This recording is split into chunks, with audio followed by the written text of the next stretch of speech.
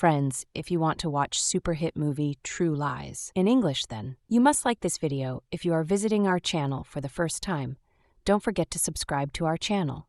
Friends, in today's video, the movie we're going to talk about is called True Lies. We will talk about what this movie is and where you can watch it. All the interesting facts about this movie in today's video I'm going to tell you. I'm also going to give you all the information on which OD platform or on which satellite channel you will get to watch this movie.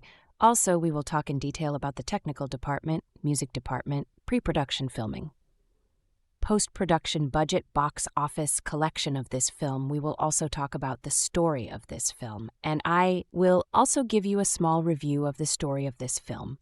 Apart from this, we will discuss about the facts of this film storyline, star cast, actor's performance in the film, and which character has played which role. That's why I request you friends to watch this video till the end. So let's start the video. True Lies is a 1994 American action comedy film written and directed by James Cameron, based on the 1991 French comedy film La Totale. The film stars Arnold Schwarzenegger as Harry Tasker, a U.S. government agent who struggles to balance his double life as a spy with his familial duties. Jamie Lee Curtis, Tom Arnold, Bill Paxton, Art Malik, and Tia Carrere star in supporting roles.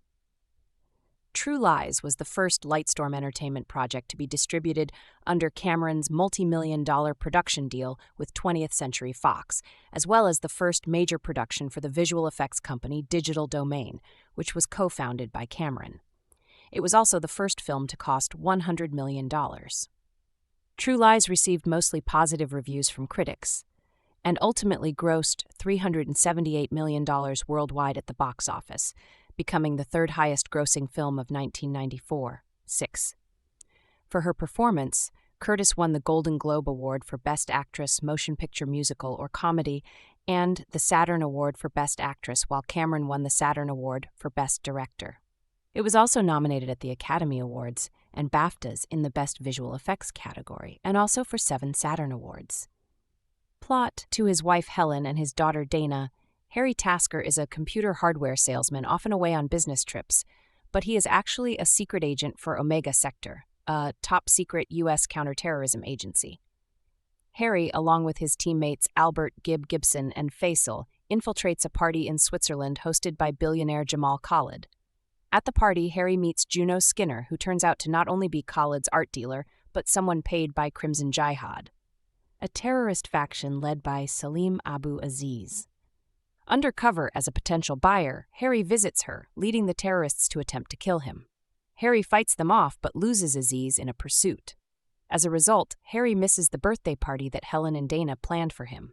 The next day, Harry goes to Helen's office to reconcile with her, but instead overhears her secretly arranging to meet someone called Simon. Suspecting Helen is having an affair, Harry uses Omega Sector resources to learn that Simon is a used car salesman who pretends to be a covert agent to seduce women. In disguise, Harry and other Omega agents arrest Helen and Simon. After terrifying Simon into keeping away from Helen, Harry and Gib interrogate her using a voice masking device in a secret facility. They learn she is suffering a midlife crisis and is desperately seeking adventure. Harry thus arranges for Helen to participate in a staged spy mission where she is to seduce a mysterious figure, who is actually Harry, and plant a bug in his hotel room. However, Aziz's men burst in, kidnap the couple, and take them to an island in the Florida Keys. On the island, Harry learns Crimson Jihad paid Juno to help the group smuggle 4 MIRV nuclear warheads by hiding them in antique statues. Aziz demands that the U.S. remove their forces from the Persian Gulf, or he will weakly detonate a warhead in a major U.S. city. He will also detonate 1 warhead on the uninhabited island to demonstrate Crimson Jihad's resolve. Before being tortured with Helen, Harry is administered a truth serum and confesses his double life to her.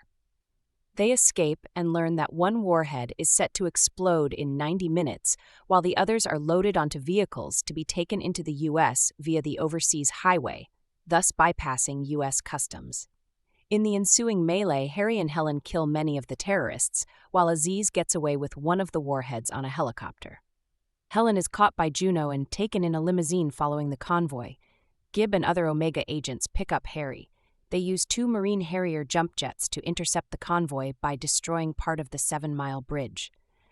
Harry rescues Helen from the limo before it falls off the highway, killing Juno. The warhead left on the island detonates without killing anyone. Harry discovers that Aziz and his men are holding Dana hostage in a Miami skyscraper and are threatening to detonate their last warhead. Harry commandeers one of the jets to rescue her. Faisal gets into the building by posing as a news cameraman.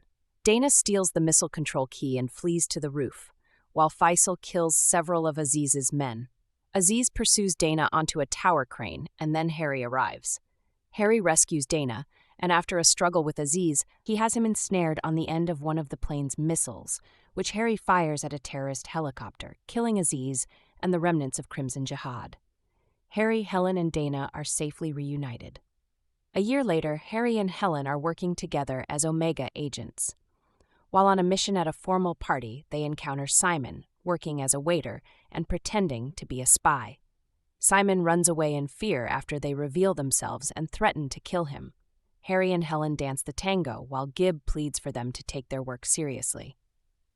Cast: Arnold Schwarzenegger as Agent Harry Tasker, Harry Rehnquist, Jamie Lee Curtis as Helen Tasker, Tom Arnold as Albert Gibson, Bill Paxton as Simon, Tia Carrere as Juno Skinner, Art Malik as Salim Abu Aziz, Eliza Dushku as Dana Tasker, Grant Heslov as Faisal, Charlton Heston as Spencer Trilby, Marshall Manesh portrays Jamal Khalid, James Allen portrays a colonel, Ofer Samra portrays Yusuf. Production: Arnold Schwarzenegger stated that while filming a scene with a horse, a camera boom hit the horse and it went crazy, spinning and rearing, near a drop of 90 feet, 27 meters.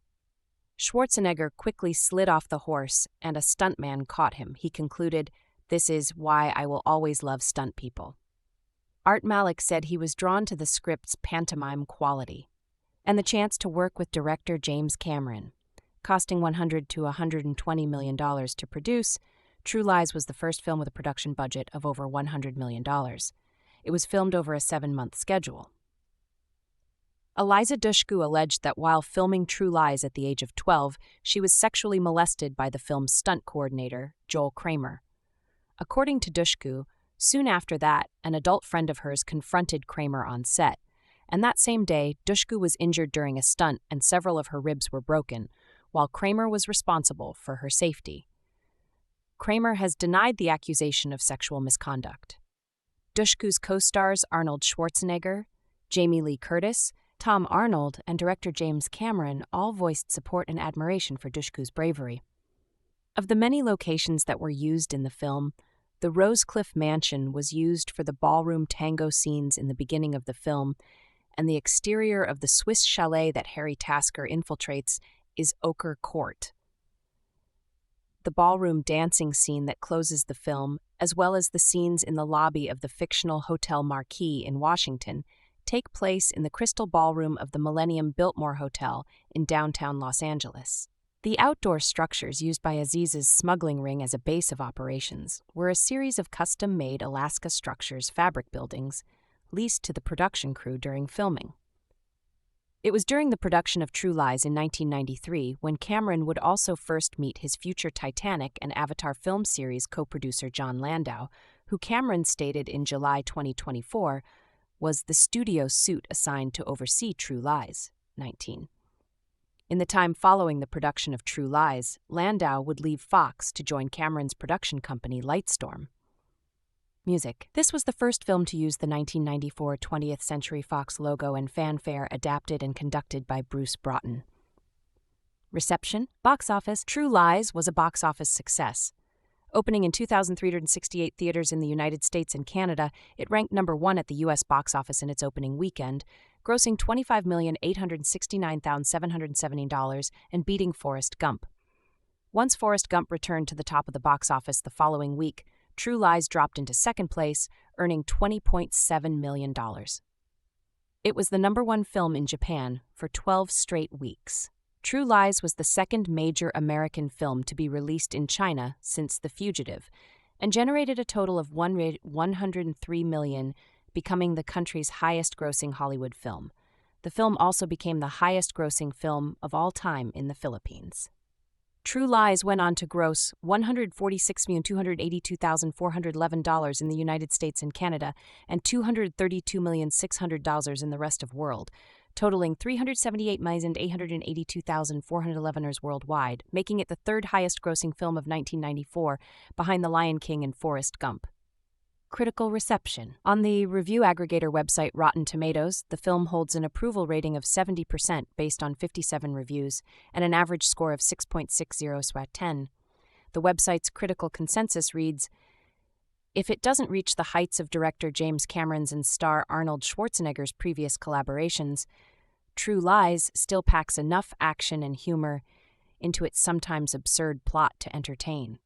On Metacritic, the film has a weighted average score of 63 out of 100, based on reviews from 17 critics, indicating generally favorable reviews. Audiences polled by CinemaScore gave the film an average grade of A on an A+ to F scale. Roger Ebert of the Chicago Sun-Times gave the film 3 stars out of 4, writing, "It's stuff like that we go to Arnold Schwarzenegger movies for, and True Lies has a lot of it. Laugh-out-loud moments when the violence is so cartoonish we don't take it seriously, and yet are amazed at its inventiveness and audacity." He wrote that he found the plot perfunctory, but praised the film's stunts and special effects. The film received criticism for its portrayal of Middle Easterners and its treatment of female characters. John Simon of the National Review criticized the plot line of the hero character, Schwarzenegger, using his agency's resources to stalk and frighten his wife as cruel and misogynistic. In a negative review, Kenneth Turin of the Los Angeles Times wrote, "Taken individually, the cruder and childish things about this film, its determination to use caricatured unshaven Arabs as terrorists, the pleasure it takes in continually mortifying a weaselly used-car salesman, Bill Paxton, in the most personal ways, might be overlooked, but added together they leave a sour taste." Some Arabs and Muslims perceived the film as conveying strong anti-Arab or anti-Muslim prejudice, with some Arab American advocacy groups calling for its banning in Arab countries. In a 2022 retrospective review, Polish writer Jacek Safranowicz called the film a masterpiece of cinematic fun, noting that the collaboration between the director and its main star deserves a golden medal. Commenting on the state of blockbuster films, Scott Tobias of The Guardian and the AV Club wrote, "True Lies is the strange case of a film that's alternately retrograde, forward-looking, and thoroughly of its time. For better or worse, it's a marker of how the Hollywood action blockbuster had advanced in 1994, as well as a commentary, intended or not, on the troubled state of American masculinity, marital relationships, and lingering racial attitudes." Censorship. On October 1, 1994, True Lies was banned from Indonesian movie theaters due to the film spawning controversy that focused on Muslim leaders insulting Islam and portraying themselves as religious extremists. According to the Council of Muslim Scholars, it led people to hate Arab terrorists defending the interests of some Islamic nations, but justified American terrorism. Earlier that year, officials had already banned Schindler's List from the country because it contained too much violence and nudity. Home media. True Lies was released on VHS on January 10, 1995, and on Laserdisc a month later on February 8. It was the second Laserdisc release to feature a Dolby Digital AC3 track after Clear and Present Danger. On August 20, 1996, the film was released on a THX-certified widescreen series VHS release, along with Speed, The Abyss, and The Last of the Mohicans. It was then released on DVD on May 25, 1999. A high-definition version was released on D-Theater in 2003. In 2018, James Cameron stated that a new transfer for Blu-ray had been completed, but he hasn't found time to review it. Walt Disney Studios Home Entertainment released the film for purchase digitally on December 12, 2023, followed by a release on Blu-ray and Ultra HD Blu-ray on March 12, 2024. This release, along with the 4K releases of Cameron's Aliens and The Abyss, have received criticism for the quality of their AI upscaling. Cancelled sequel. In April 1997, Arnold Schwarzenegger and Tom Arnold met with Cameron and discussed the possibility of an eventual True Lies sequel, which would also bring back Curtis in her role. At the time, Cameron was busy working on Titanic. Following the release of Titanic in late 1997, Cameron was planning to begin work on a True Lies sequel early the following year. Schwarzenegger and Arnold were expected to reprise their roles. Cameron conducted a search for a writer to work on True Lies 2. In August 1999, Cameron and 20th Century Fox were negotiating to have Jeff Easton write the script under Cameron's supervision. At the time, the film was being planned for a mid-2001 release, with Cameron expected to direct it. By the end of 1999, there was the possibility that filming would begin in the third quarter of 2000. However, development of the script was ongoing as of June 2000. Cameron planned to produce True Lies 2 with Fox, but was undecided at that time on whether he would also direct it, as he wanted to wait until the script was complete. Easton worked with Cameron on the project for approximately a year and a half, and Schwarzenegger and Arnold liked Easton's script. By March 2001, the script had been completed, and Curtis was confirmed to reprise her role alongside Schwarzenegger and Arnold. Following the September 11 attacks, Schwarzenegger said in January 2002, "We'll shoot it next year. We have a good script. There does need to be some changes because it deals with some terrorist act of some sort, but it's pretty much done." Later in 2002, Cameron said the film would not be made following the September 11th attacks. "Terrorism is no longer something to take as lightly as we did in the first one. I just can't see it happening given the current world climate." In June 2003, Schwarzenegger said that after the attacks, Cameron was worried because there's an airplane scene, a terrific airplane scene, that didn't have anything to do with the terrorism that we had in 9/11. But it was a great fight scene inside the plane while the plane goes down, and this kind of thing. It was a very important moment in the movie, and he felt like he can't do that and therefore has to rewrite it. These things take a long time. The following month, Curtis said the film would never be made due to the September 11 attacks. Terrorists aren't funny anymore. They never were, but it was distant enough from our psyche that we could make it funny. It'll never be funny again. I just think that is over. That kind of humor is over. Easton cited Schwarzenegger's 2003 election as California governor as another reason that True Lies 2 did not get made. However, Arnold remained optimistic that the film would be made. In 2005, Arnold said he had met with Cameron, Curtis, Paxton, and Dushku to discuss True Lies 2. Arnold said the project would include the return of Schwarzenegger and that filming would begin once his role as California governor was concluded.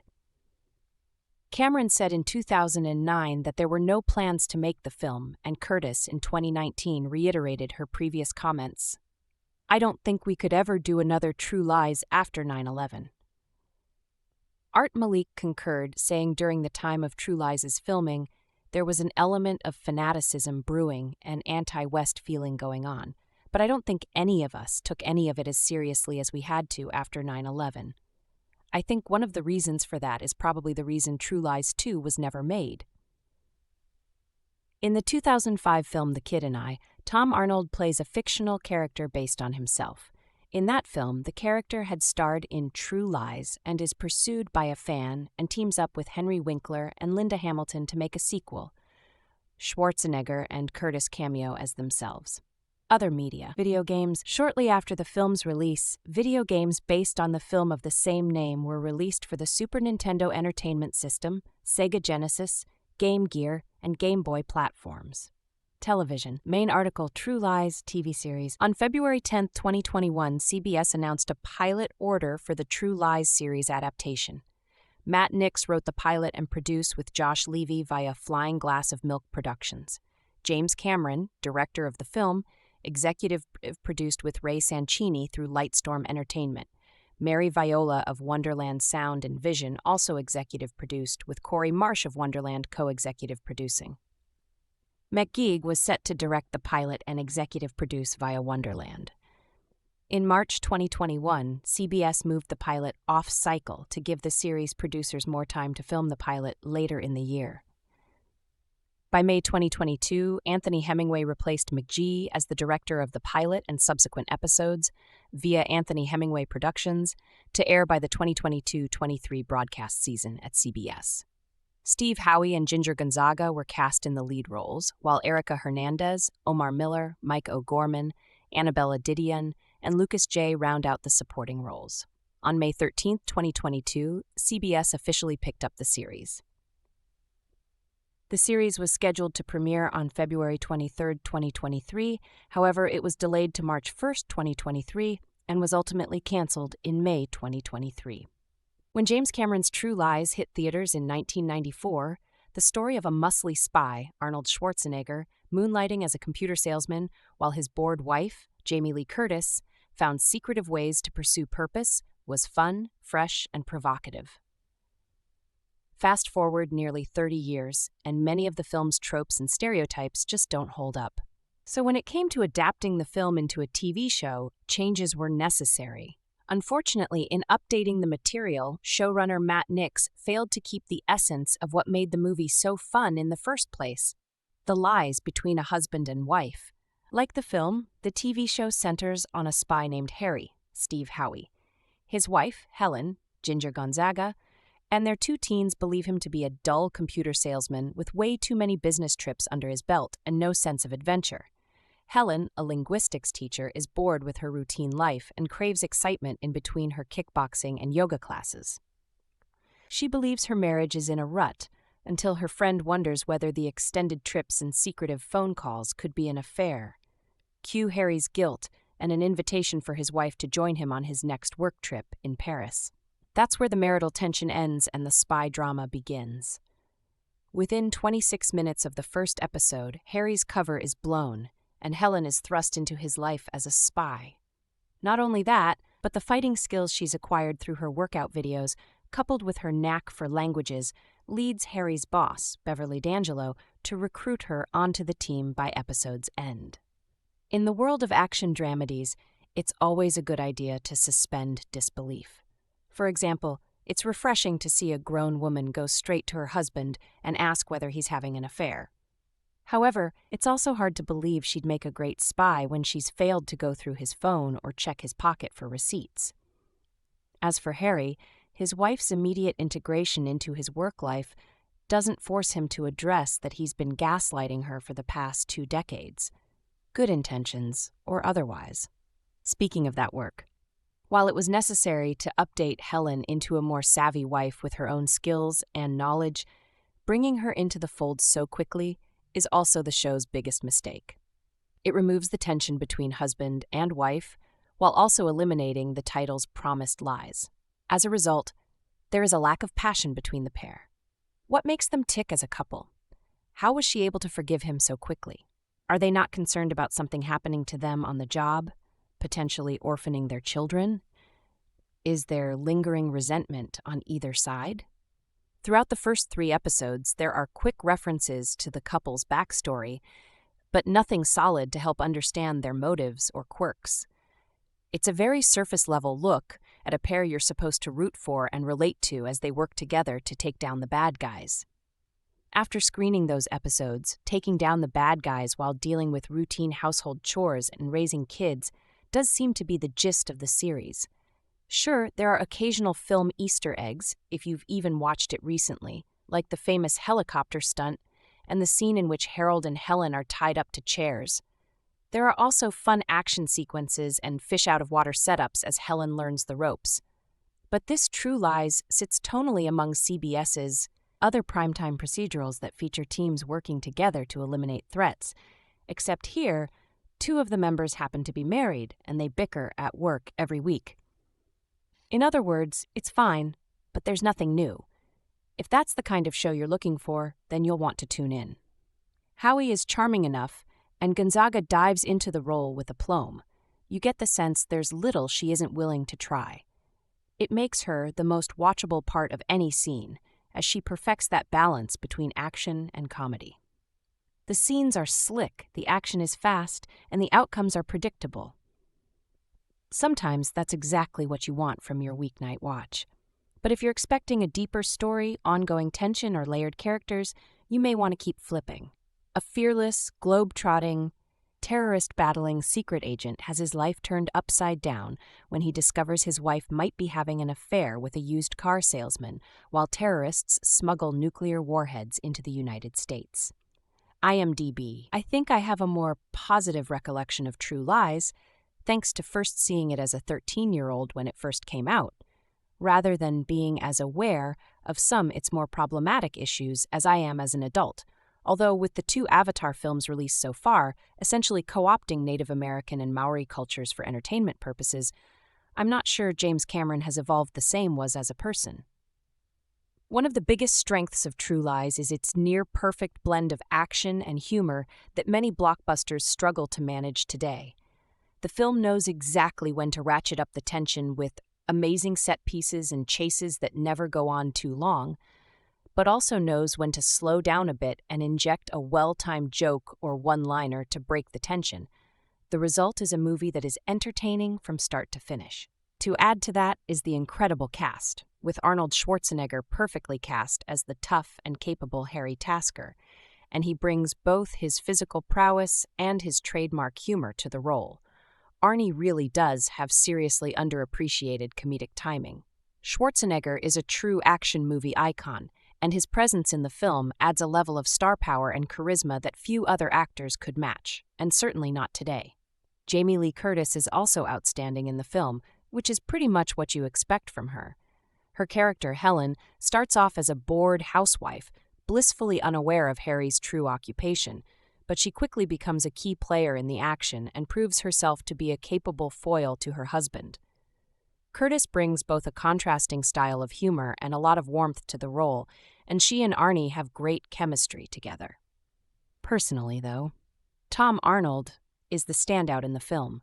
He provides a large portion of the film's comic relief as Harry's colleague for the mysterious agency they work for, and his banter with Arnie is consistently hilarious.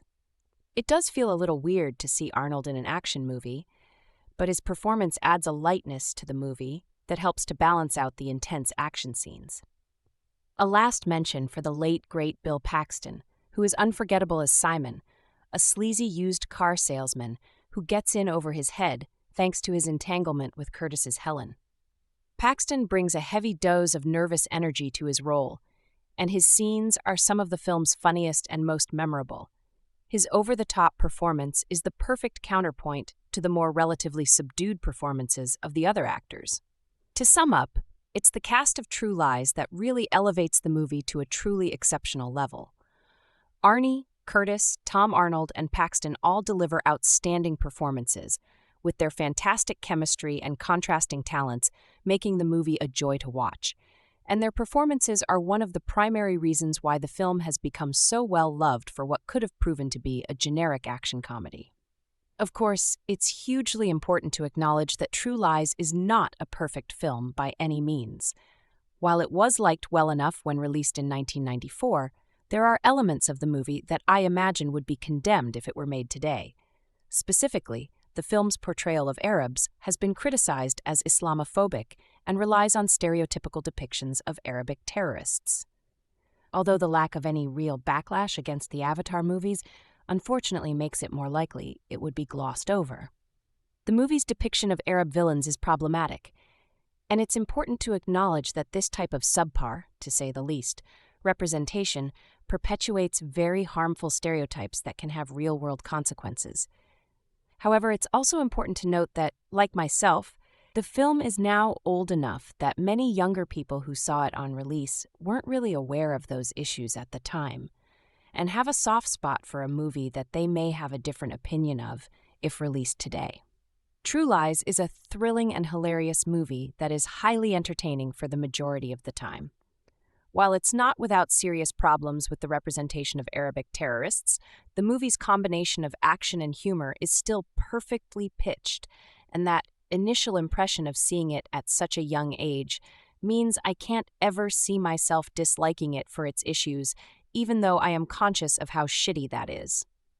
In the era of weaponized nostalgia, it's gone underreported how much of a pipeline there has been from classic film to television. Did you know that there was a Lethal Weapon show on Fox for 3 seasons, and likely would have gone for more if not for on-set drama involving a star. Or that they tried The Exorcist back in 2016. And the number of shows on TV that are remakes of classic hits from Magnum P.I. to Walker feels like it grows every year. All this to say that it makes perfect sense someone would try to adapt James Cameron's True Lies into a weekly series. Balancing the life of a spy with the life of a suburban family isn't exactly a groundbreaking template. But that setup is about all the creators of this new CBS series take from the Arnold Schwarzenegger hit, because everything else, including its sense of humor, pacing, characters, and wit, is gone. Steve Howey's Shameless is wildly miscast as Harry Tasker, an ordinary salesman living in suburbia with his wife Helen, series MVP Ginger Gonzaga, and 2 kids, Dana, Annabella Didion, and Jake, Lucas J. The premiere episode, airing March 1st, cycles through much of the plot of the 1994 movie. Harry's cover is blown in a way that forces him to reveal to his wife that he's actually a super spy, bringing her in on a mission. And so, True Lies, the show becomes a story about 2 spies instead of 1, as Helen gets trained in U.S. intelligence techniques while trying to keep her cover from her kids. It's a bizarre misstep in that watching Harry balance domesticity and espionage for at least a few episodes might have given the start of the season a bit of a jolt. This True Lies doesn't have much energy when it becomes a show that's not really about, well, lies told in marriage. Much worse than going for something that's more Mr. and Mrs. Smith from the jump is how bafflingly dull the actual spy missions are in each episode. Whether they're chasing down an assassin from a previous mission gone wrong or going undercover in a casino, the writing of the actual spyhood here is so remarkably boring with cheap graphics and bland mechanics.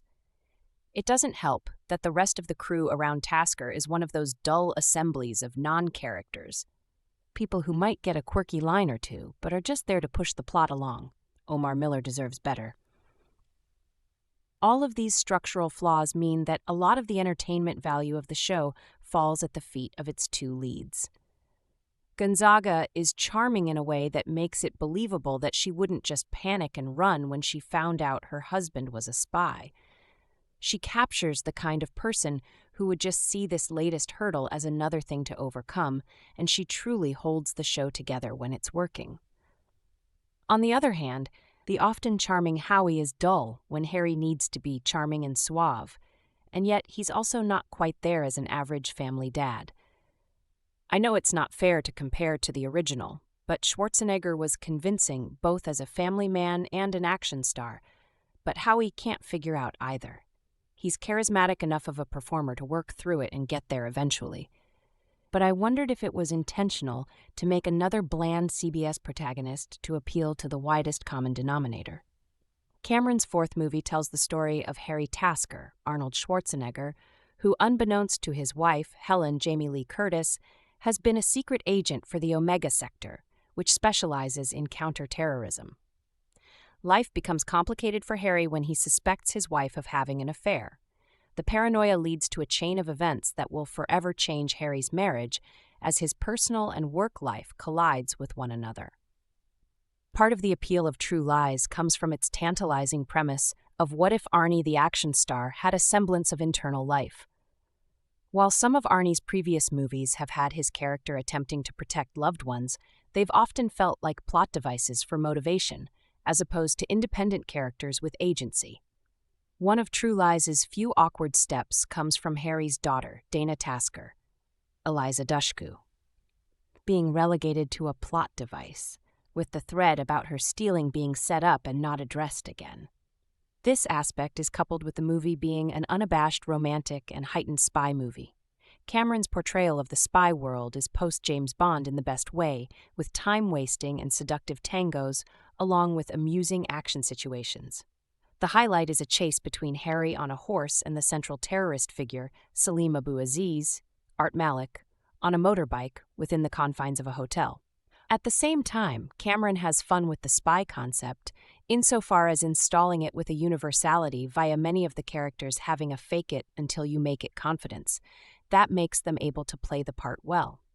A recurring joke with many of the people that Jack greets asking, "Who was that?" along with Simon's, Bill Paxton, sleazy car salesman, illustrates this quality well. The juxtaposition between Simon's and Jack's confidence, indulging in the part of being an undercover agent, shows Cameron attempting to blur the line between the spy and the sleek salesman.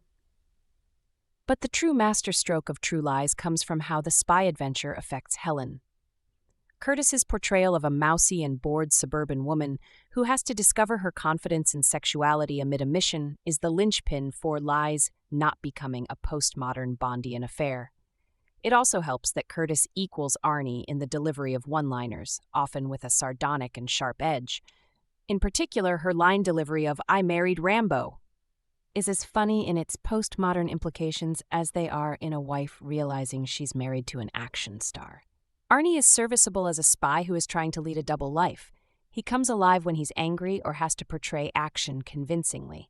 However, much of the heavy lifting of making him a credible presence comes from the supporting cast. In particular, Tom Arnold's Gib goes a long way in his world-weary cynicism and humor to make Arnie's Jack a loose and fun spy. If there's a metaphor for how Cameron uses the Austrian action star, then it comes in the scene with him and Curtis in a hotel room. Jack is dimly lit as he watches Helen strip and dances seductively in a series of medium shots. Aside from astounding Jack in seeing his wife in a new light, the scene also casts a shadow on Arnie and instead puts the spotlight on Jamie Lee Curtis's embrace of her sexuality and spy part. It's an encapsulation for True Lies, not only being a more human showcase of the Arnie action persona, but a humbling one too.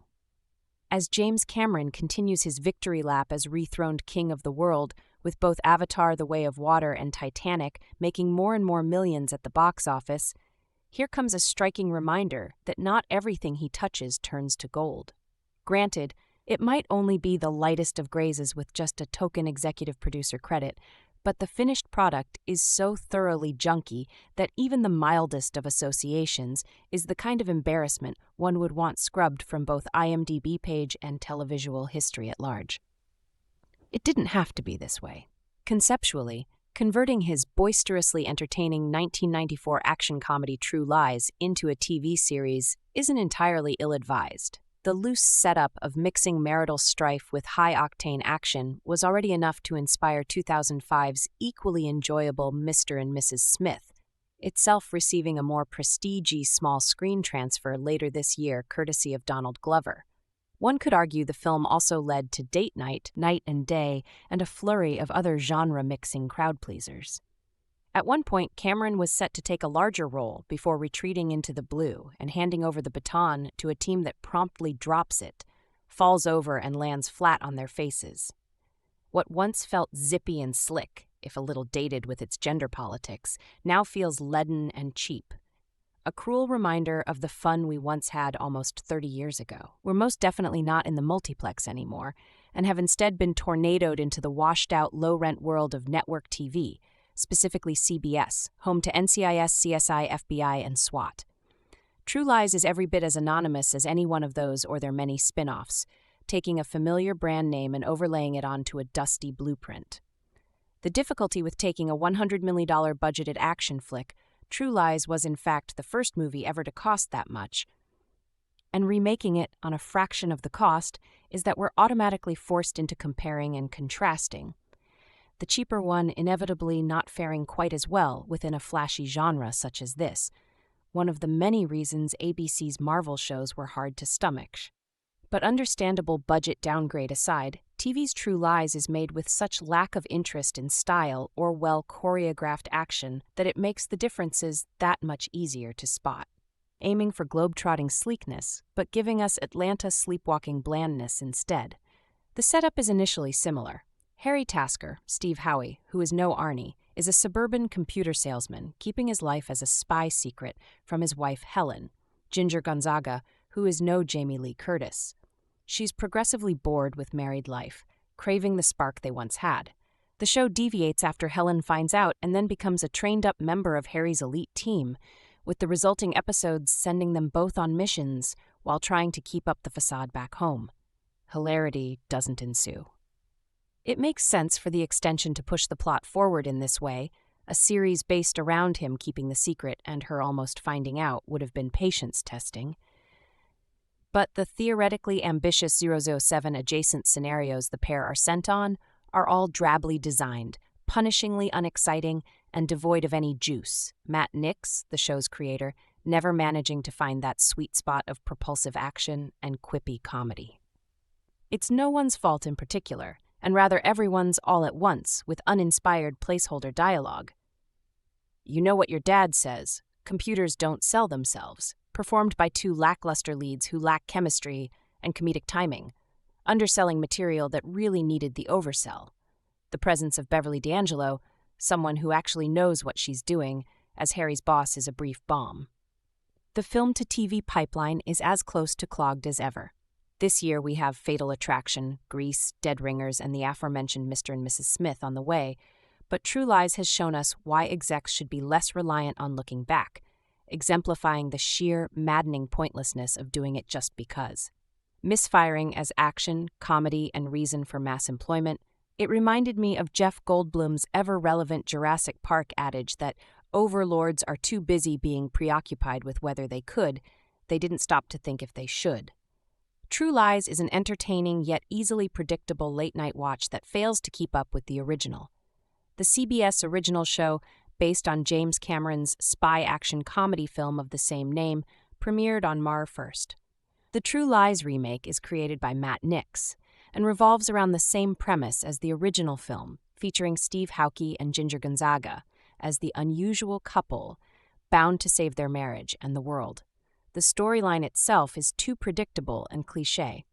The wife who spends her days at yoga class and complains about her husband's boring behavior. Confiding in her friend, she addresses the late nights her husband spends at work and naturally comes to the conclusion that her husband must be having an affair. In fact, at times the CBS show even borders on parody. The first episode alone features a lipstick weapon, a lingerie dance session, and an action-packed helicopter escape. This is exacerbated by the blatantly stereotypical portrayal of gender roles. Though the show does make some attempts to challenge these gendered stereotypes, they are rather fruitless given the inherent sexism within the storyline itself. Granted, the mere premise of the show is still guaranteed to provide a decent level of entertainment, even if this kind of entertainment is not grounded in social importance. The show proves to be a fun, if superficial viewing experience.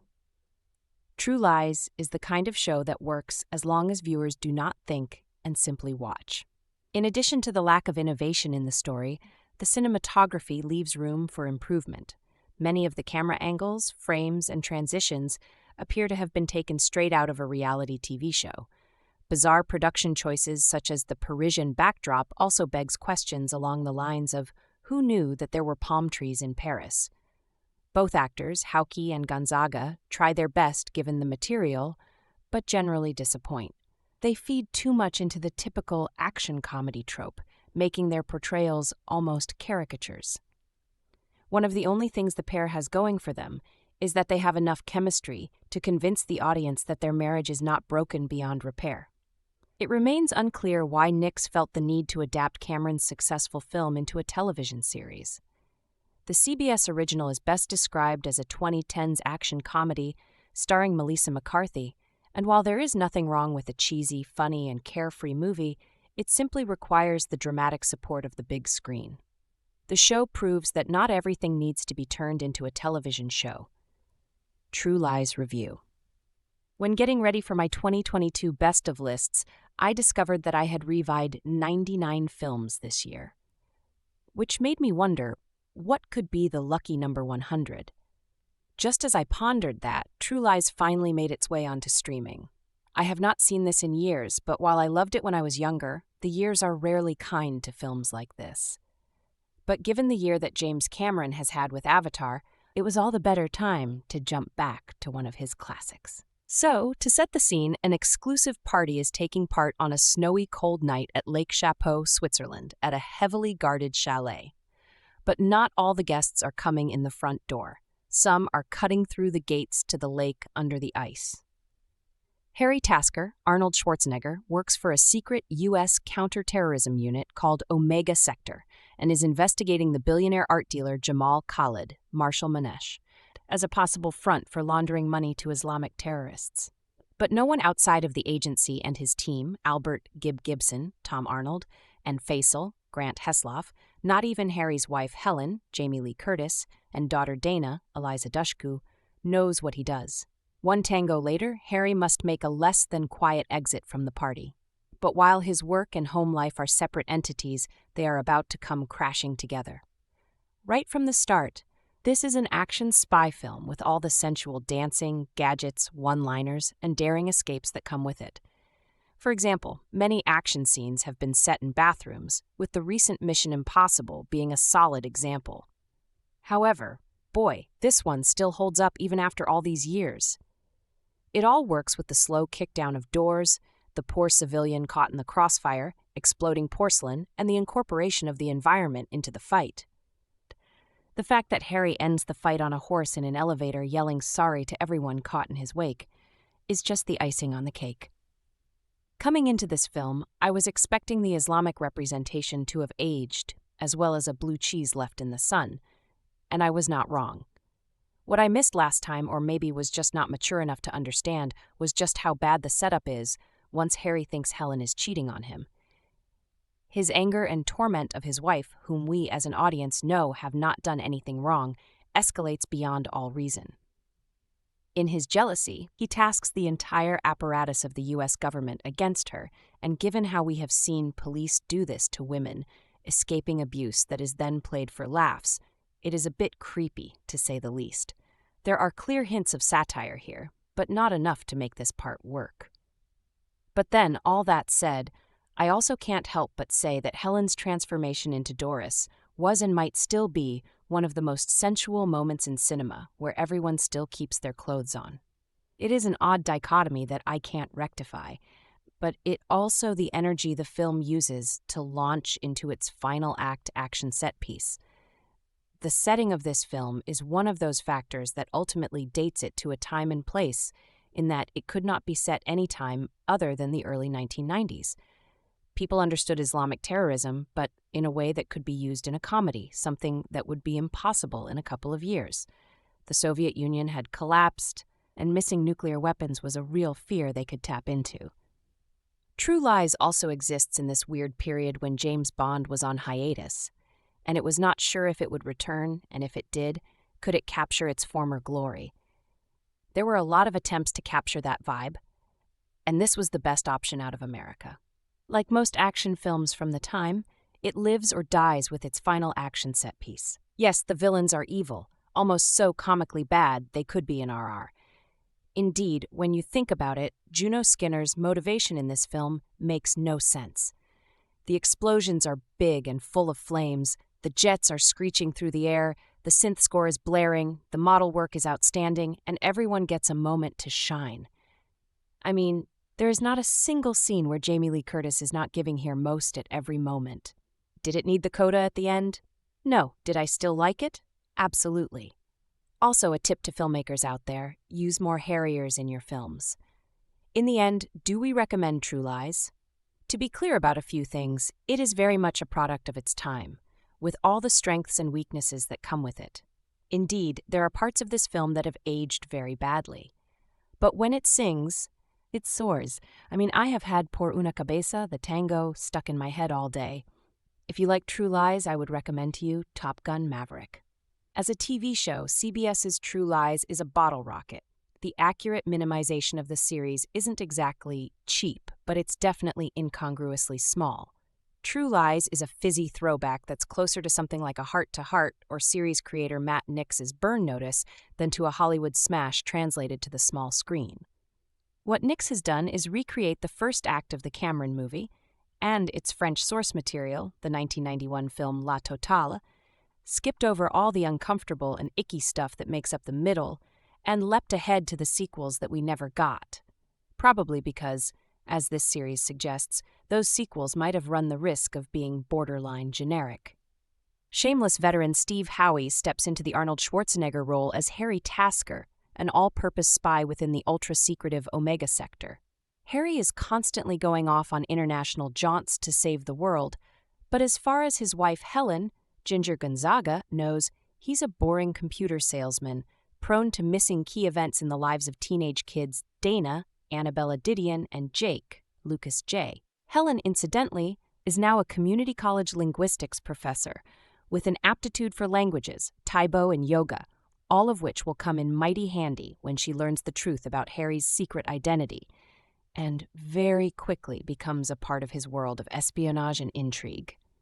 CBS has been trying to remake True Lies as a series for over a decade, and I have to assume there were versions of the property that attempted to stretch out the revelation of Harry's secret identity, perhaps to the first season finale or thereabouts. Maybe there were even, God forbid, some versions that attempted to strategize a modern equivalent for the Bill Paxton infidelity subplot from the movie.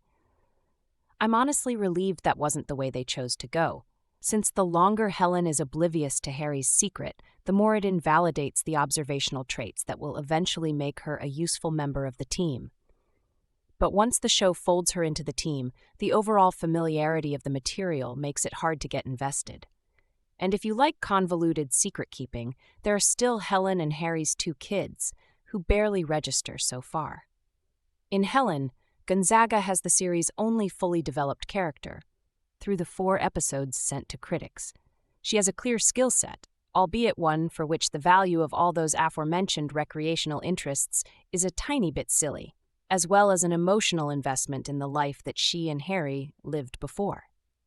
The writers have even tailored certain aspects of Helen's backstory, including her Filipino upbringing, to line up with aspects of Gonzaga's biography, a specificity that isn't evident anywhere else. As a result, the chronically underused Gonzaga is the show's most thoroughly appealing element. She's reliably funny, blending comedy into her physicality, and her uncertainty integrating with the Omega team gives the series some necessary human undercurrents. Howie, unfortunately, has much less to play. The movie could always fall back on the silly disconnect between a character built like Schwarzenegger but given an ultra-nerdy, ultra-unassuming cover identity.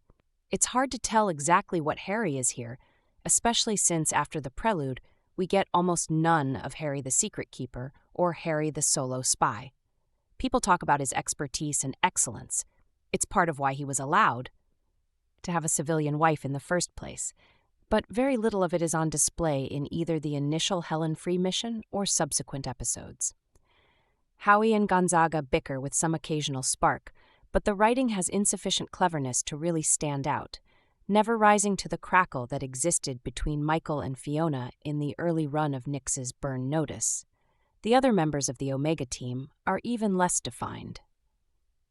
In the Tom Arnold role as sarcastic guy in the operations van, Omar Miller gets to be the exasperated eyes and ears of the audience and is reasonably likable in that capacity.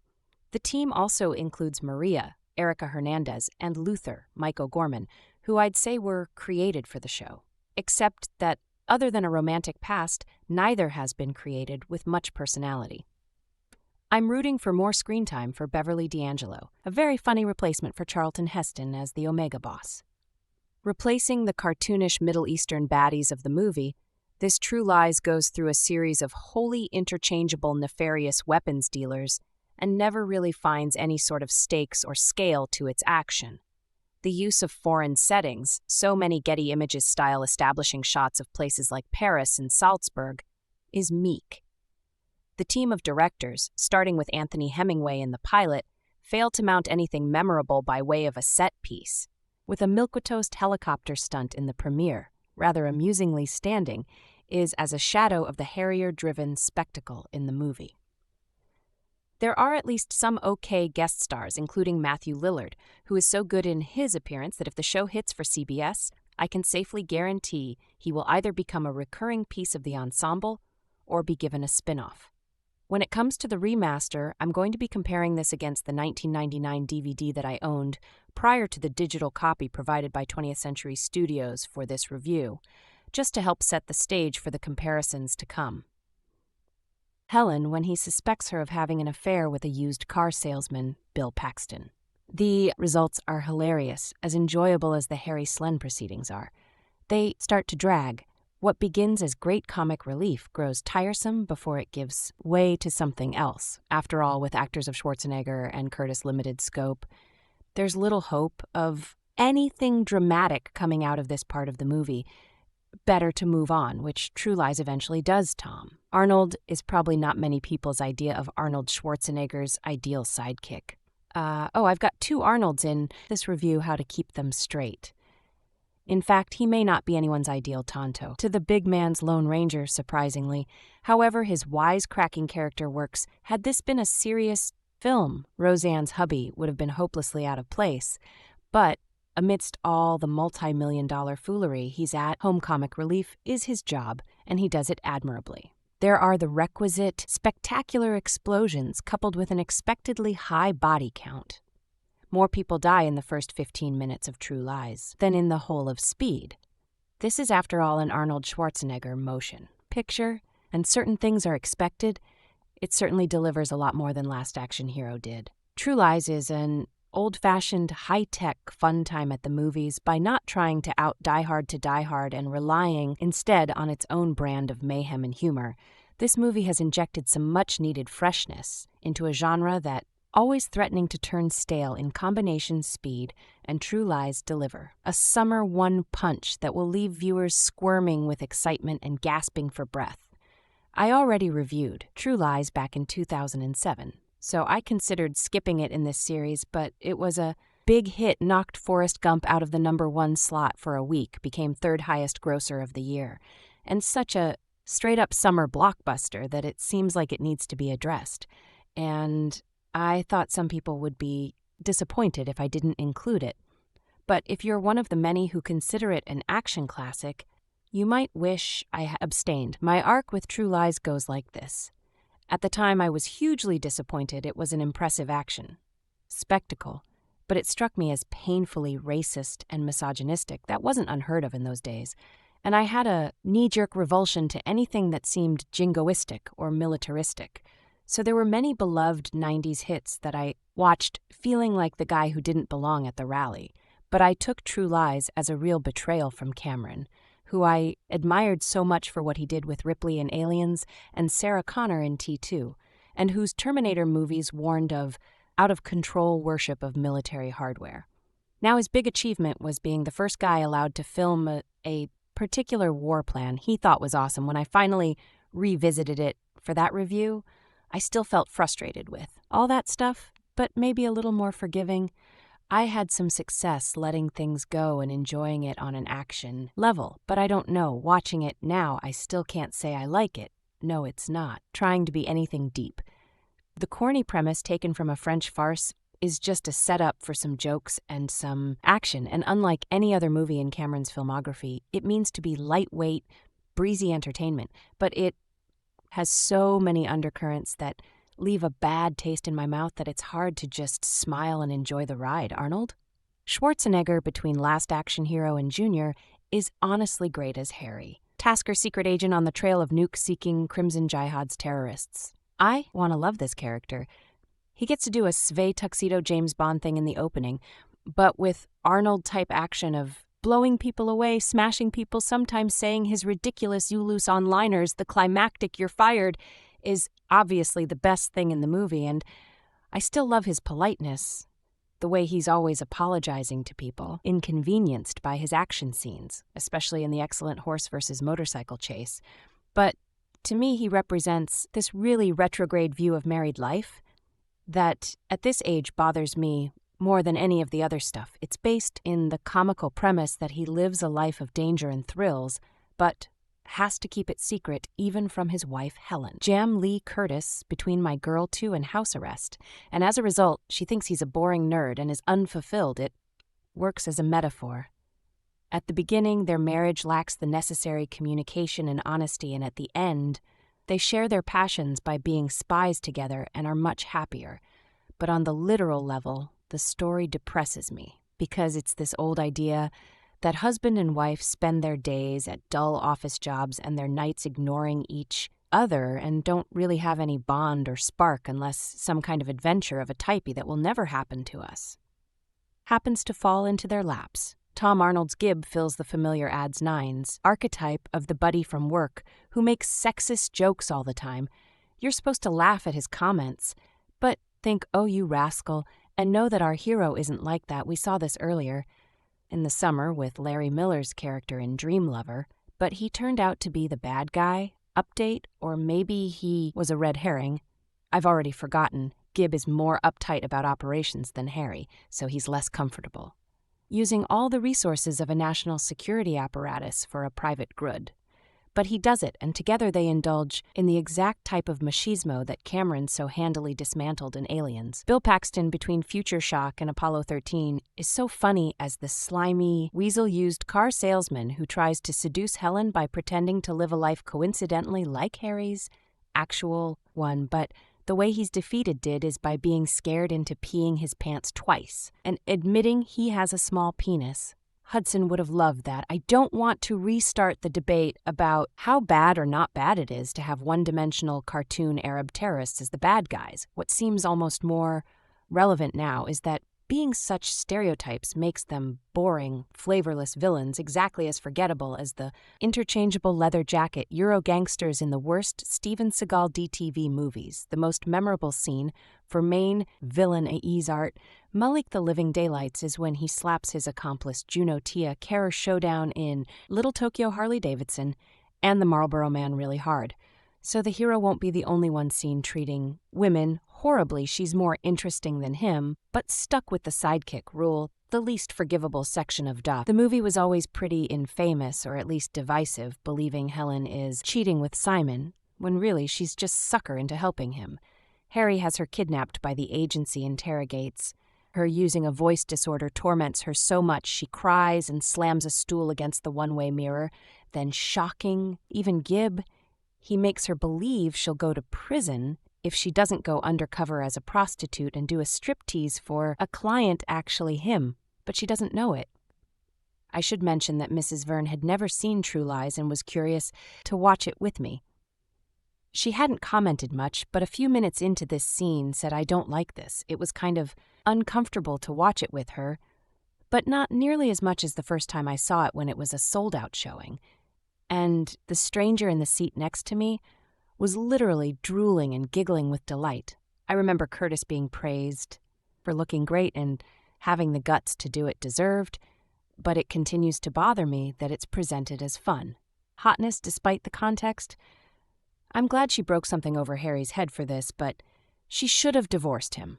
Without mercy, there should have been congressional hearing.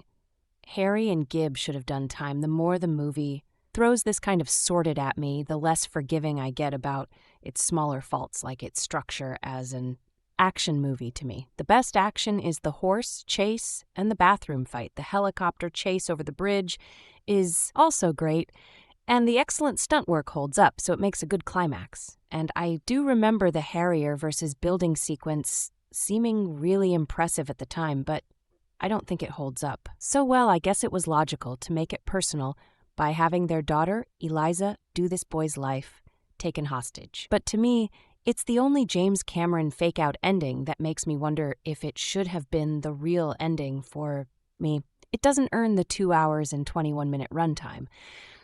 But to be fair, anyone who's more into it than me probably appreciates it. Sorry to bring up an extra dark note, but usually when a movie has action this great, I try to mention whoever's listed as stunt coordinator or action director and what some of their other credits are. I won't do that here, because in 2018, Eliza Dew, who was 12 years old when she made the movie, alleged in detail how the stunt coordinator lured her to his hotel room and sexually assaulted her. She fortunately told adults what happened, but calls it no small coincidence that right after one of them confronted him, a stunt on the Harrier went wrong and she broke her ribs. It clearly wasn't properly addressed at the time, because the perpetrator wasn't fired or prosecuted and continued to work for AIDS, including on some movies I like. Dew said she was prompted to finally speak up by the combination of the #MeToo movement and seeing a recent photo of him with his arm around a young woman after her post, and a very unconvincing denial he was finally dropped by his agency and stopped working. One of the many creepy details Dew mentions is that the guy paid special attention to her and openly called her the nickname jailbait on set. She remembers having to ask her older brother what it meant, and now wonders how no adults thought that was weird enough to intervene. I don't believe there's a connection between the attitudes toward women in the movie and the failures that allowed that guy to get away with that for so long. Except that they both come from the same sickness in society. Do story is a reminder to put your foot down as soon as you see that, so you gib. I don't think your women can't live with them, can't kill. The line is cute. I can't frame this as a question of whether or not True Lies holds up, or is it all of the things that are up about it? So we're already up at the time. And as you know, I often enjoy period-specific references that make a movie act as a time capsule. In this case, those are Gibb saying that kids only roll. Models these days are Axl Rose and Madonna Gibb, referencing the daytime talk show host, Sally Jessy Raphael, and Harry referring to two guys as bees, and Butthead. It's kind of crazy to think about the fact that True Lies was 30 years ago, and Cameron has only directed 3 movies since one is a period piece, and the other 2 are in the future. So the only James Cameron depictions of contemporary life are contained to a 12-year period in the 80s and 90s. If he ever does it again, it will seem like a weird new James Cameron, I bet so far. This one doesn't make me think, damn, they don't make movies that look like that anymore, like his earlier ones do. But I suppose that could change with time, considering the filmography. It's not too much of an insult to say it, but True L.E. is definitely in the bottom 2 James Cameron directorial works. I'm pretty sure it's in last place for me because I enjoyed Piranha Part 2, The Spawning for what it was, but I don't remember it well enough to make a definitive comparison. I just think it's a movie that does something cool with limited means, while this uses enormous resources for something ugly. But you know what? He hasn't repeated those things. When the woman strips for the man in Titanic, it's her idea and it became an all-timer steam PG-13 scene. Avatar has action and romance without any women having to be humiliated when villains have been needed so far. Cameron has turned his aim at a sci-fi version of Western colonial powers or a possessive Wall Street douche with no appreciation for modern art. So I don't hold True Lies against him. I'm just not buying the Blu-ray now that it finally exists. More detail, I don't know if it's a product of getting older or the fact that it's a start of a new year. But I've been fondly looking back at the cinema from the era I grew up in, aka the 90s. To me, it's the time when the medium seemed larger than life and wondrous in the images and situations they depicted. However, many of the action movies from this era exist in my mind as singular moments scattered across an ocean of cinematic experiences. This year, I will attempt to remedy that by watching and reviewing some 90s action movies. The first on my list is True Lies, which on the surface seems like an interesting outlier in James Cameron's filmography insofar as sandwiched between the technologically influential Terminator 2 and box office behemoth Titanic. Have you seen the 1994 movie? Let me know in the comments below. James Cameron's action moves have always had fascinating contradictions on the surface. Alien seems like a prom, military, and gun movie, but also has a maternal spirit and empathy coursing through its veins. Terminator 2 is about 2 machines who relentlessly kill. However, the most robotic and machine-like character turns out to be a militant Sarah Connor, juxtaposed with the T-800, who learns to be an empathetic surrogate father figure to a young John Connor within this tighter, true walk between militant and primal emotions. True Lies is a fun and captivating movie. It's essentially a perfectly pitched Schwarzenegger action movie with a beating heart of domesticity and martial disenchantment. Cameron's 4th movie tells the story of Harry Tasker, Arnold Schwarzenegger, who, unbeknownst to his wife Helen, Jim Lee Curtis, has been a secret agent for the Omega Sector, which specializes in counterterrorism. Life becomes complicated for Harry when he suspects his wife of having an affair. The paranoia leads to a chain of events that will forever change Harry's marriage as his personal and work life collides with one another. Part of the appeal of True Lies comes from its tantalizing premise of what if Harry, the action star, had a semblance of internal life, while some of Harry's previous movies have had his character attempting to protect loved ones. They've often felt like plot devices for motivation, as opposed to independent characters with agency. One of True Lies' few awkward steps comes from Harry's daughter, Dana Tasker. Eliza Dooku being relegated to a plot device with a threat about her stealing being set up and not addressed again. This aspect is coupled with the movie being an unabashed, romantic, and heightened spy movie. Cameron's portrayal of the spy world is post-James Bond in the best way, with time-wasting and seductive tangos, along with amusing action situations. The highlight is a chase between Harry on a horse and the central terrorist figure, Salim Abu Art Malik, on a motorbike within the confines of a hotel. At the same time, Cameron has fun with the spy concept, insofar as installing it with a universality via many of the characters having a fake it until you make it confidence that makes them able to play the part. Well, a recurring joke, with many of the people that Jack greets asking who was that, along with Simon's Bill Paxton's sleazy car salesman, illustrates this quality well. The juxtaposition between Simon's and Jack's confidence indulging in the part of being an undercover agent shows Cameron attempting to blur the line between the spy and the sleek salesman. But the true masterstroke of True Lies comes from how the spy adventure affects Helen Curtis's portrayal of a mousy and bored suburban woman who has to discover her confidence and sexuality amid a mission, is the linchpin for Lies not becoming a postmodern Bondin affair. It also helps that Curtis equals airy in the delivery of onliners, often with a sardonic and sharp edge. In particular, her line delivery of "I married Rambo" is as funny in its postmodern implications as they are in a wife realizing she's married to an action star. Airy is serviceable as a spy who is trying to lead a double life. He comes alive when he's angry or has to portray action convincingly. However, much of the heavy lifting of making him a credible presence comes from the supporting cast, in particular, Tom. Arnold's Gibb goes a long way in his world-weary cynicism and humor to make Aries Jack a loose and fun spy. If there's a metaphor for how Cameron uses the Austrian action star, then it comes in the scene with him and Curtis in a hotel room. Jack is dimly lit as he watches Helen strip and dances seductively in a series of medium shots.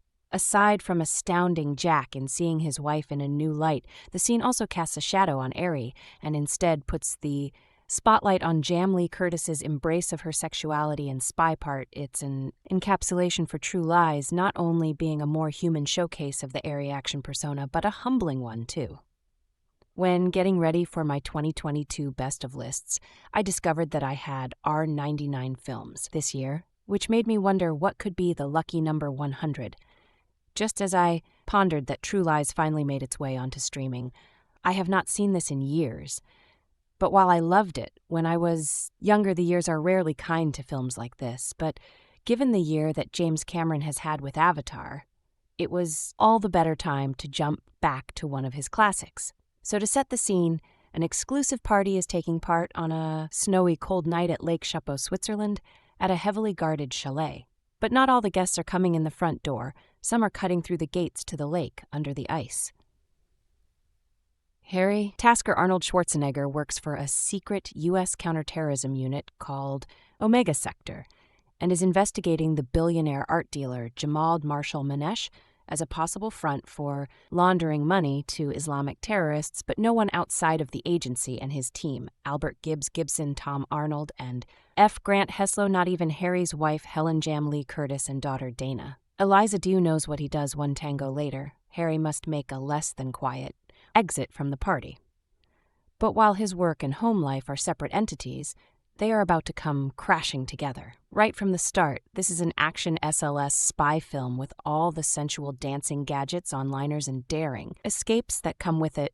For example, many action scenes have been set in bathrooms, with the recent Mission Impossible being a solid example. However, boy, this one still holds up even after all these years. It all works with the slow kick down of doors, the poor civilian caught in the crossfire, exploding porcelain, and the incorporation of the environment into the fight.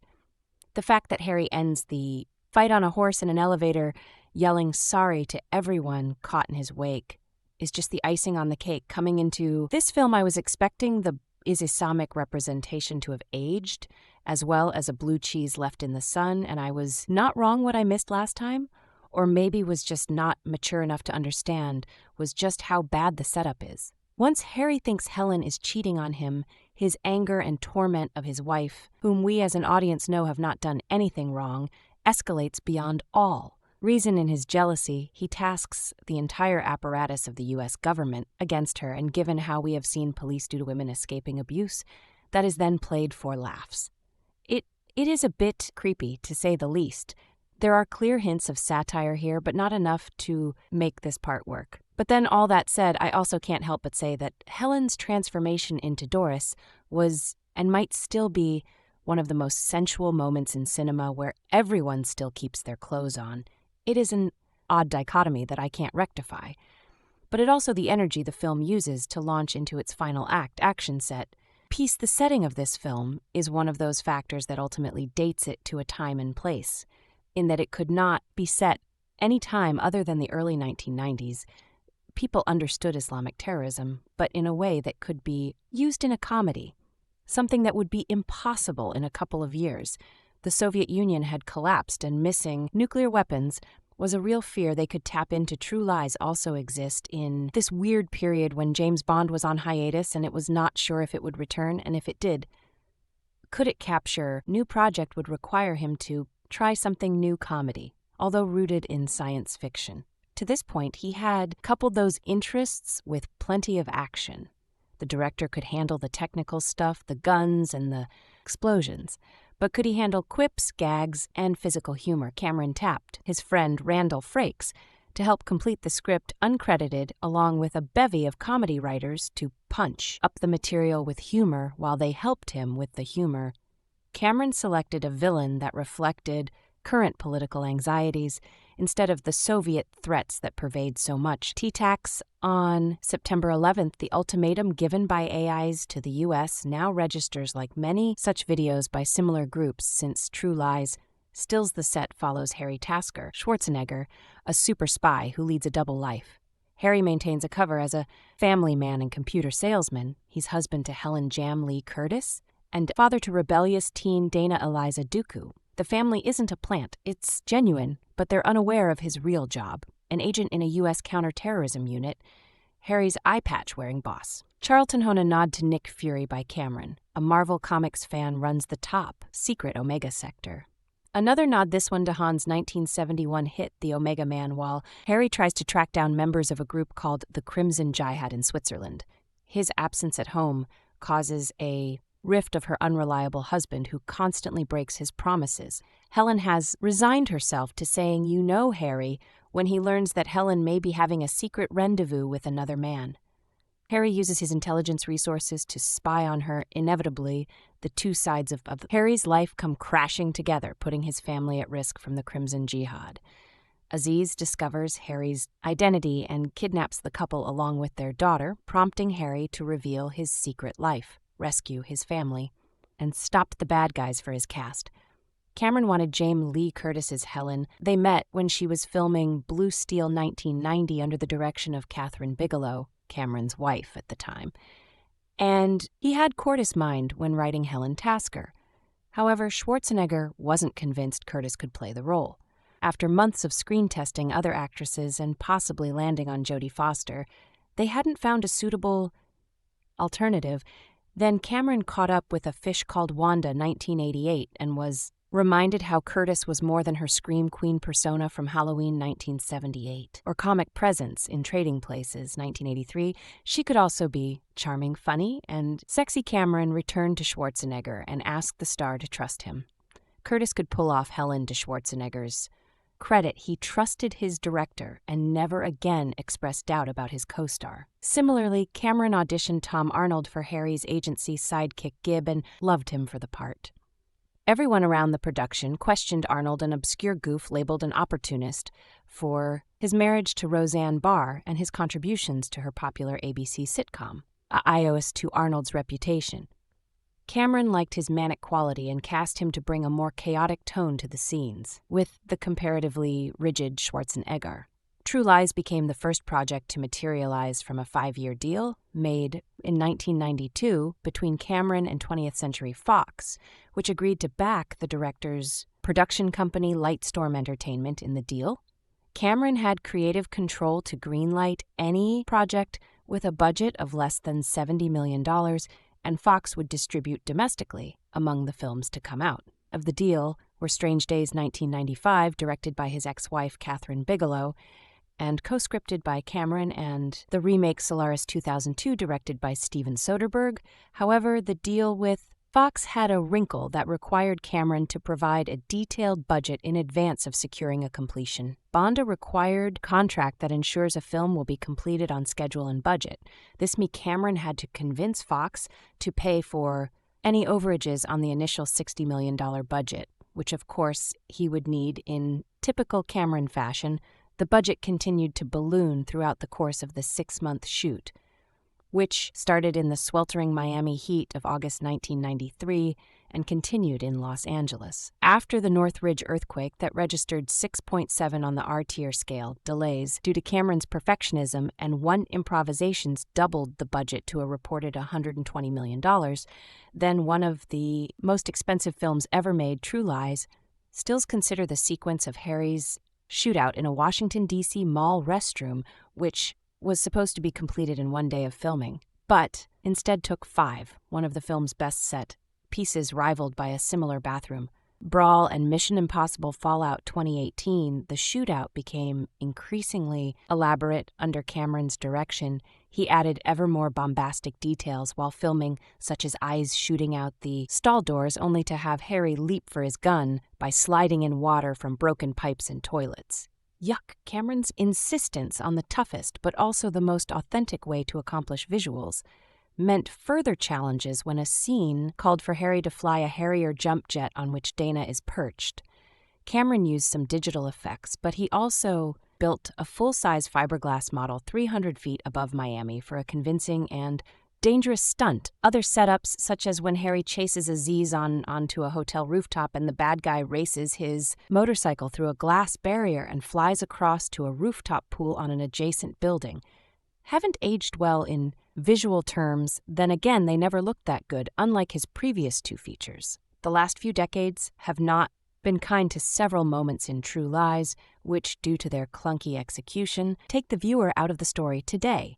Note how many contemporary action movie stars, Tom Cruise, Keanu Reeves, Charlize Theron, etc., perform many of their own stunts, or alternatively, the production uses CGI to create a digital mask to hide the stunt worker's face, the latter. Technology was available in 1994 and had been used the previous year on Jurassic Park. However, throughout True Lies, scene after scene features Schwarzenegger's stunt doubles for mid to wide shots, yet the stuntman's non-Arnie face is unmistakable and remains incongruent. Compare that to the incredible helicopter and car chase shot on the 7-mile bridge to the Florida Keys, where Curtis insisted on authenticity. She wanted to be rigged to the helicopter for her close-up, where Schwarzenegger holds onto her arm as she dangles outside, hooked up to a thin safety wire. The sequence rivals similar hanging from helicopter scenes in Sam Raimi's Darkman 1990 and Stanley Tong's Super Cop 1993. It's also the most convincing and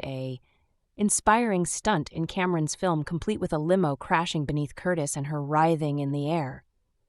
But it's all set to one of Brad Fall's most generic-sounding scores at the time. True Lies was considered a top-notch production, with effects realized by Cameron's newly founded company, Digital Domain, featuring key members of Industrial Light and Magic, the effects house that had accomplished the breakthrough CGI on The Abyss and T2, the eventual release. Bowing in the summer of 1994 earned $37.9 million worldwide, making it the year's 3rd highest grossing film after The Lion King and Forrest Gump. Mild controversy followed, with protests from Islamic and Muslim groups about Cameron's simplistic depiction of Middle Eastern characters. And indeed, the movie often resorts to gross stereotypes. Malik's role in particular becomes cartoonish in the climactic jet sequence, with crotch hits and wide-eyed reaction shots that make the material play like a Looney Tunes cartoon more. Troublesome is the general air of misogyny conveyed by Arnold's character, whose use of the term for every woman on screen becomes grating amid the mostly positive reactions from critics. Some complain that the movie's misogynistic overtones tainted their enjoyment, citing the scene where Helen must strip for a clandestine Harry, whom she believes is a French spy. True Lies, still the second act contains the best parts of True Lies, with Harry suspecting that Helen is involved with Simon, a mystery man who turns out to be a greasy used car salesman, Bill Paxton, acting the part of an international spy to get her into bed behind his Ishi mustache and greasy hair. Paxton is a perfect sass who can't help but brag about his deception and sexual conquests, but his eventual breakdown when confronted by Harry and other actual spies. I'm nothing, I'm navel lint remains. A movie high point, even if Cameron Dolly returns to the Pete his pants joke necessarily in the final scene. However, the subplot also leads to the only affecting scenes in the movie. When Harry and Gib interrogate Helen from behind a two-way mirror, when she explains why she pursued Simon, I needed to feel alive. And it felt good to be needed, she says. It's the movie's sole note of tenderness. Curtis is also excellent here, playing the only dimensional character in the movie. Afterward, Harry comes up with a solution to Helen's domestic boredom. He intends to create a spy fantasy for her, requiring her to play the role of a sex worker and dress like a dancer in a Robert Palmer music video. The reactions to this scene were a point of contention. Roger Ebert called Harry's scheme cruel and not funny. But Karen James, writing in The New York Times, argued that the scene showed Helen's humanity and defied the stereotype of a stuffy wife, calling it liberating. And Thompson argued in Entertainment Weekly that the scene lacked an exploitative quality, noting that it was not at all icky for me. Certainly the sequence aligns with the era's third to be feminist notion of empowering oneself by embracing and having control of their sexuality, selfhood and desire, making Helen's realization that she can be sexy a vital facet of her identity. After all, it's not about Harry playing a joke on his wife. Well, maybe a little. It's about a husband helping his wife live out her fantasy to be caught up in a sexy spy scenario. Cameron originally intended to shoot the scene in silhouette with Curtis nude and seen only in shadow. However, Curtis pitched having Helen visible in her underwear and adding a note of humor. When she falls while straddling a bed, Cameron and Curtis planned the scene without Schwarzenegger's knowledge. And when she fell on the first attempt, the actor's genuinely shocked reaction appears in the movie, unfortunately. Cameron never confronts any of these marriage or sexual dynamics convincingly or meaningfully, while Curtis is up for anything Schwarzenegger never quite pulls off. The honky leading man role demonstrating little romantic chemistry, with his or any co-star watching Schwarzenegger navigate a romantic relationship is not part of what makes him appealing as an actor, so his presence feels misplaced here, ultimately. Cameron's signature brand of relentless action remains escapist fun, but it's an empty experience that takes for granted how Harry and Helen resolve their issues, not through words such as when a truth serum influences him, but when Harry rescues Helen and he becomes her fantasy hero, their problems are solved. With a kiss, while an atomic explosion detonates in the distance, while a single scene of actual marital discourse may have justified the happy ending as is, True Lies is a diverting 141-minute yarn that gets so swept up in the spy action that it forgets to adequately address the personal conflicts it creates. It remains Cameron's most unsatisfying effort in terms of narrative and formal execution, yet it feels far superior to many of its action movie contemporaries from the 1990s. A fearless globe-trotting, terrorist battling secret agent has his life turned upside down when he discovers his wife might be having an affair with a used car salesman while terrorists smuggle nuclear warheads into the United States. IMDb, I think I have a more positive recollection of True Lies thanks to first seeing it as a 13-year-old when it first came out, rather than being as aware of some its more problematic issues as I am as an adult, although with the two Avatar films released so far, essentially co-opting Native American and Maui cultures for entertainment purposes. I'm not sure James Cameron has evolved the same was as a person. One of the biggest strengths of True Lies is its near-perfect blend of action and humor that many blockbusters struggle to manage today. The film knows exactly when to ratchet up the tension with amazing set pieces and chases that never go on too long, but also knows when to slow down a bit and inject a well-timed joke or one-liner to break the tension. The result is a movie that is entertaining from start to finish. To add to that, is the incredible cast with Arnold Schwarzenegger perfectly cast as the tough and capable Hey Tasker, and he brings both his physical prowess and his trademark humor to the role. Ari really does have seriously underappreciated comedic timing. Schwarzenegger is a true action movie icon, and his presence in the film adds a level of star power and charisma that few other actors could match. And certainly not today. Jamie Lee Curtis is also outstanding in the film, which is pretty much what you expect from her. Her character, Helen, starts off as a bored housewife, blissfully unaware of Harry's true occupation, but she quickly becomes a key player in the action and proves herself to be a capable foil to her husband. Curtis brings both a contrasting style of humor and a lot of warmth to the role, and she and Ari have great chemistry together personally. Though Tom Arnold is the standout in the film, he provides a large portion of the film's comic relief as Harry's colleague for the mysterious. His banter with Ari is consistently hilarious. It does feel a little weird to see Arnold in an action movie, but his performance adds a lightness to the movie that helps to balance out the intense action scenes.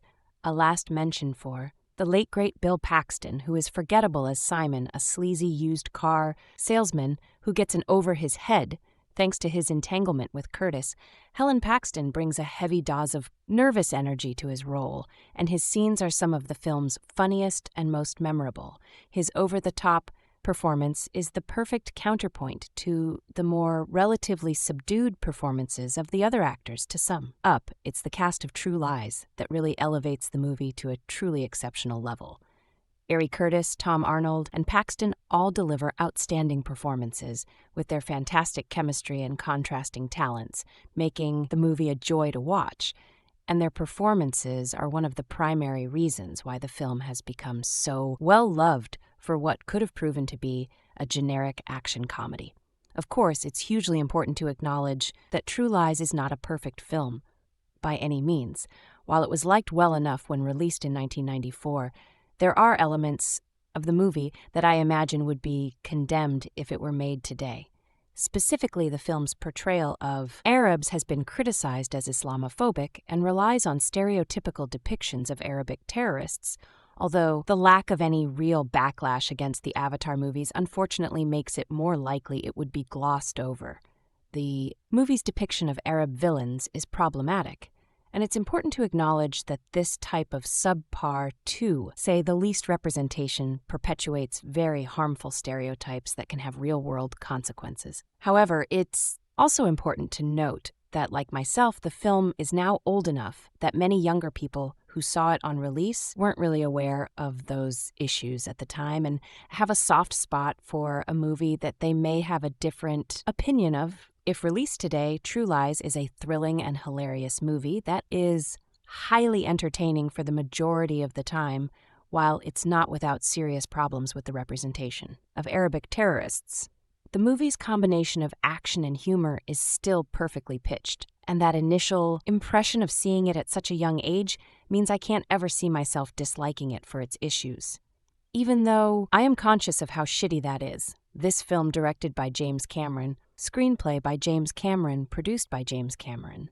Stephanie Austin, starring Arnold Schwarzenegger, Jamie Lee Curtis, Tom Arnold, Bill Paxton, Art Malik Tour. Cinematography, Russell Carpenter, edited by Conrad Buff for Mark Goldblatt, Richard. Ahari's music by Brad Fetel Production Company, Lightstorm Entertainment. Distributed by 20th Century Fox, United States, Canada, France, and Italy, Universal. Pictures through United International Pictures. International release states: July 12, 1994, Regency Village Theater. July 15, 1994, in United States. Running time 141 minutes. Country United States. Language English. Budget $120 million. Box office $378.92. Thanks for watching.